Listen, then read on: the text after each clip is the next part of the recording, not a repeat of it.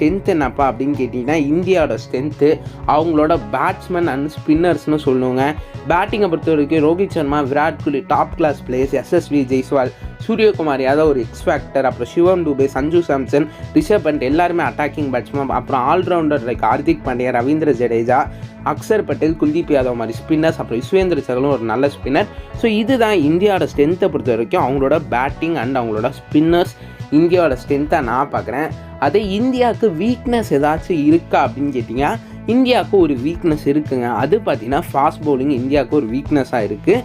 ஒன்று சைடு நம்மளோட ஜஸ்பிரித் பும்ரா இருப்பார், இன்னொரு சைடு அவரோட யார் போட போகிறா அப்படின்னு தாங்க இப்போ டவுட்டு. முகமது சிராஜா, ஹர்ஷதீப் சிங்கா 2 பேரும் ஐபிஎல்லில் பெருசாக ஃபார்மில் இல்லை. சிராஜ் கடைசி லாஸ்ட் ஐபிஎல் லீக் கேம்ஸில் நல்லா பண்ணியிருந்தார். ஸோ அதனால் மேபி சிராஜ் ஸ்டார்ட் பண்ண சான்ஸ் இருக்குது. சிராஜுக்கு அங்கே நல்ல ரிதம் கிடச்சிருச்சுன்னா இந்தியாவுக்கு இது ஒரு பெரிய வீக்னஸாகவும் அமையாது. எனக்கு